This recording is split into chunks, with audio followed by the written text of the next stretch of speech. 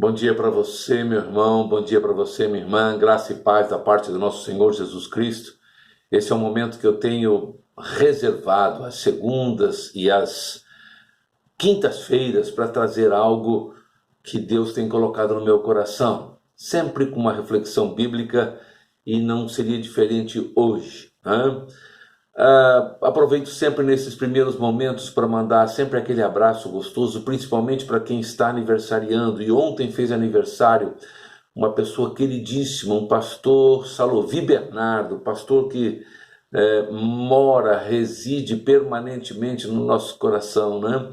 Pastor Salovi, nós o conhecemos, ele era pastor em Marília e meu pai era pastor em Tupã, eles foram contemporâneos de seminário. Isso nos aproximou bastante, tanto que as filhas, o filho Salovi Júnior, nós nos consideramos quase que primos, né?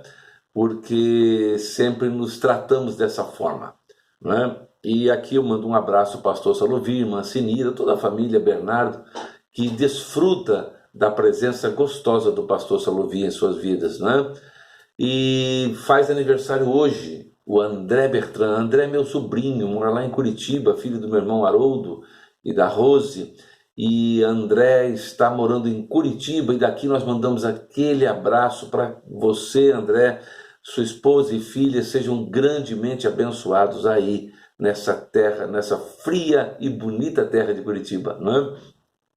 Também hoje seria o centenário do pastor Oswaldo Rones. Pastor Oswaldo Rones também figura muito querida, um pastor que esteve conosco, né, durante boa parte. Nós vínhamos ao Rio de Janeiro quando crianças, adolescentes, nós ficávamos na casa do pastor Oswaldo Rones, no seminário, e nós tínhamos uma proximidade muito grande. E daqui nós mandamos um abraço para os filhos, todos aqueles que estão celebrando o centenário do pastor Oswaldo Rones, de saudosíssima memória, não é? Amanhã faz aniversário Eric Scagliante. Eric, nós congregamos juntos na Igreja Batista em Sumaré, na época do pastorado do meu pai lá, e hoje, se não me engano, ele está em Nova Odessa. E o Eric hoje é um grande palestrante, professor de escola bíblica dominical, uma pessoa espetacular. Eric sempre foi, né? Eric, daqui mandamos um grande abraço para você. Não faz aniversário, mas também mandamos um abraço para o casal Júlio e Elisângela, lá de Campo Grande. Nós congregamos na Igreja Batista da Farroupilha, e esse casal é muito querido, né? Está sempre conosco também hoje, nos assistindo virtualmente pelos cultos da nossa igreja, Igreja Batista em Vila Pinheiro. E mando um abraço aqui também para uma pessoa muito querida, Maria Luísa Malafaia, advogada conhecidíssima na nossa região, uma advogada de valor, moradora de Volta Redonda, mas que milita nos fóruns, todos esses fóruns da região, né? Resende, Itatiaia, Porto Real, Barra Mansa e muitos outros fóruns e comarcas desta região. E eu mando aqui um grande abraço para Maria Luísa Malafaia, doutora Maria Luísa Malafaia, e que Deus a abençoe muito a sua carreira, toda a sua vida, não é? Eu gostaria de começarmos este período também, sempre ouvimos música boa, e eu gostaria de nós começarmos ouvindo o hino 375 do cantor cristão, entoado pela congregação da Primeira Igreja Batista do Rio de Janeiro. Vamos cantar juntos? Que segurança sou de Jesus, não é? Vamos ouvir. Colocar o som.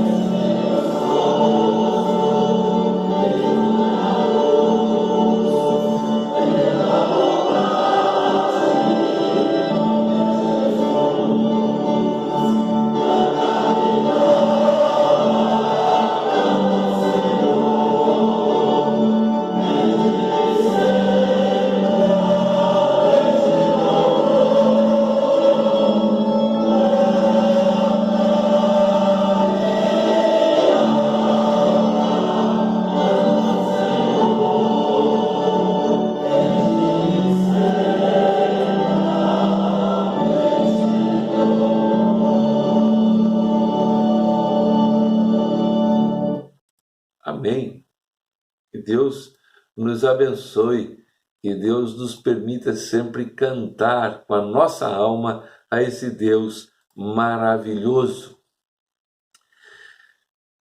Eu tenho abordado muito o tema que nós vivemos, né? Nós estamos experimentando nesta época, são esses tempos atuais de muita loucura, desacertos, polarizações, mas eu sempre digo, apesar de abordar sempre esse tema, que nós devemos nos manter sempre centrados, nunca nos esquecendo que há promessas de Deus sobre a vida de cada um de nós.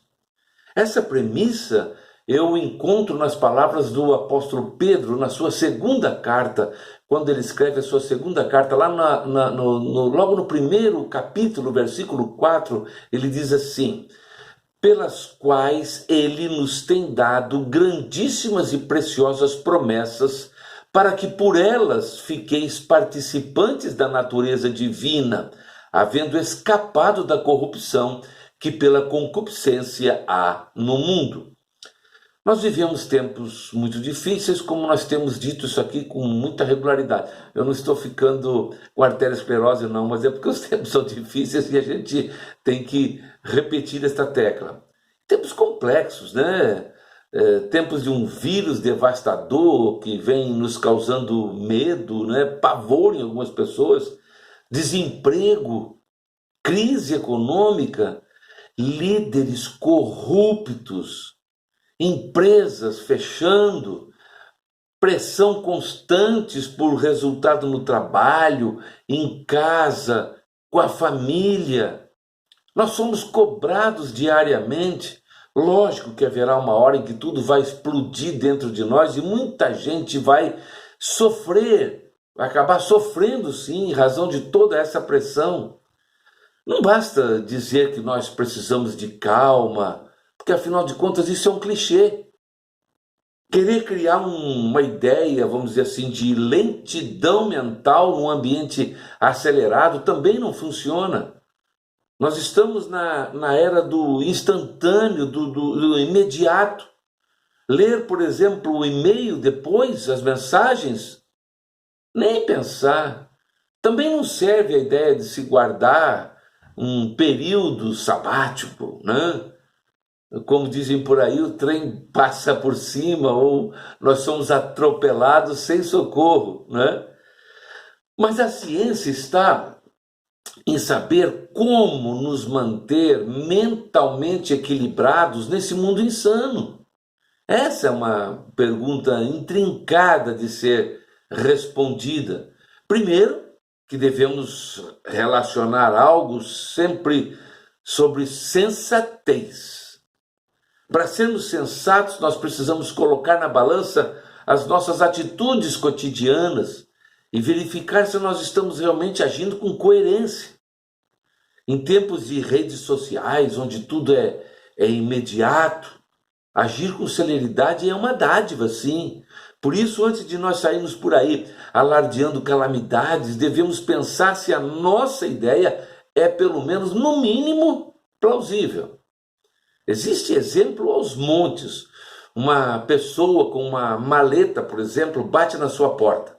Ela está bem vestida e segura você percebe que ela segura um objeto no bolso.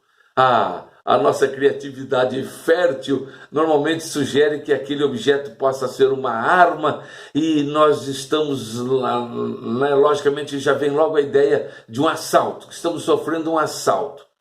No entanto, existe algo mais plausível. Aquilo pode ser um vendedor querendo nos vender um seguro de vida, né, com sua caneta no bolso, ou pode ser até um testemunho de Jeová querendo nos converter com as revistinhas Sentinela e Despertar, não é? Essa barreira que existe entre o plausível e o não plausível explica-se em grande parte do nosso nível de estresse. Em outras palavras, nós precisamos ver de todos os ângulos possíveis as situações, precisamos ponderar as variáveis possíveis de ocorrer, né? E depois sim tomar uma atitude. uma ação impensada pode ocasionar um problema gigantesco. Assim, antes de agir, nós precisamos refletir naquilo que de fato é possível e é real. Não é necessário nos perdermos em meditações transcendentais se você adota um critério de seleção de probabilidades. Deve-se levar a vida, sim, com cenários, ou seja, diante de uma situação real, elaborar os motivos que o levaram a ela e as possíveis soluções decorrentes e organizar mentalmente possíveis consequências das suas ações. Pode ser estranho, sim, mas é uma forma de se manter sensato.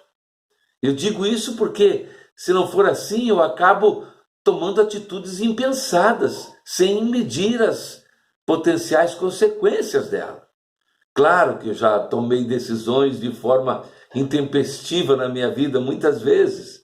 Na verdade, eu ainda tomo decisões sem pensar, né? Mas, no entanto, eu tento sempre me manter centrado naquilo que eu estou fazendo, com o objetivo exatamente de evitar algumas situações das quais eu venha a me arrepender, ou até ter de voltar atrás, perdendo tempo, energia e, quem sabe, até dinheiro. Ou ainda vou ter que aplicar o plano B. E uma vez que citar o plano B é algo que geralmente afoga as esperanças de êxito, né? E nos leva a perder oportunidades e chances que precisamos agarrar com unhas e dentes. O plano B é sempre porque houve uma derrota no plano A, não é? Portanto, não precisa ficar zen, sentado em posição de lótus, ou contratar um guru tibetano para melhorar a sua sanidade. Não, absolutamente não. Mesmo depois de ouvir um telejornal escancarando um verdadeiro show de morte, proclamando o aumento da violência, da corrupção, da taxa de desemprego, de políticos esbravejando, não precisa correr atrás das redes sociais e soltar o verbo, absolutamente. Pense bem antes de escrever uma linha crítica. Não precisa sair xingando quem furou uma fila ou esculhambando com o síndico do edifício sobre o barulho dos vizinhos. Pense bem nas consequências de seus atos. Seja sensato. Caso contrário, a lei será sempre a mesma. Para cada ação haverá uma reação contrária e sempre de maior intensidade. E eu, concluindo, quero dizer que eu volto aqui ao texto bíblico inicial para afirmar que nas promessas das Escrituras nós temos insondáveis riquezas. O apóstolo Paulo já nos diz isso lá em Efésios 3, versículo 8. Mas por que não conseguimos nos apropriar delas? Vivemos em uma relativa pobreza espiritual que na maioria das vezes nos leva, sim, à insensatez. Uma das características assombrosas da Bíblia é a imensa variedade das promessas que ela contém.